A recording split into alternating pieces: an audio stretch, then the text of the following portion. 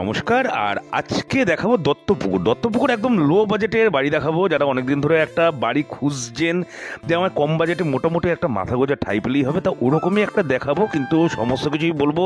একটু প্রবলেমও আছে, কি প্রবলেম আছে সেগুলোও বলে দেবো। বাড়িটা হচ্ছে এটা, ঠিক আছে। আর জায়গাটা হচ্ছে দত্তপুকুর, যে দিগড়া দাসপাড়া আছে, দিগড়া দাসপাড়া ওইখানে যে মেন রোডটা যাচ্ছে, যেটা আপনার দত্তপুকুর 2 নম্বরের রেলগেটের দিকে যাচ্ছে, ওইখান থেকে দিগড়া দাসপাড়া যেটা আছে ওখান থেকে মাত্র 1 মিনিট। হ্যাঁ, আর রুম আছে, 2খানা রুম আছে পরপর। আপনারা দেখুন, রাস্তা আছে মোটামুটি 8 ফুট, 8 ফুটের রাস্তা আপনারা পেয়ে যাবেন।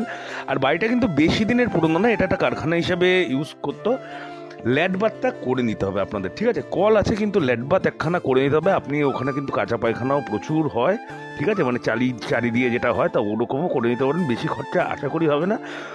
1.5 কাঠা জমি আছে টোটাল, কিন্তু জমিটা পাচ্ছেন, জমিটা দেখতে পাচ্ছেন। আর যেহেতু আপনার স্টেশন মোটামুটি 1.5 কিলোমিটার, আর 1 মিনিটের হাঁটা পথে আপনি কিন্তু বারাসাত যাওয়ার অটো পাবেন, এবং দত্তপুকুর স্টেশন যাওয়ারও অটো টোটো সমস্ত কিছু পেয়ে যাবেন।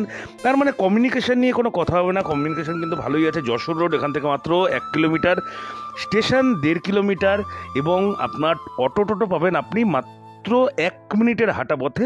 1.5 কাঠা জমির উপর এই বাড়িটা আছে। দামটা তো আমি স্ক্রিনেই বলে দিয়েছি, মাত্র 7 লক্ষ টাকা। এই টাকায় কিন্তু আপনার যে এইটুকু কনস্ট্রাকশন করতেও কিন্তু অ্যাটলিস্ট 1.5 থেকে 2 লাখ টাকা বেরিয়ে যাবে। ইটের যা দাম সবাই জানেন।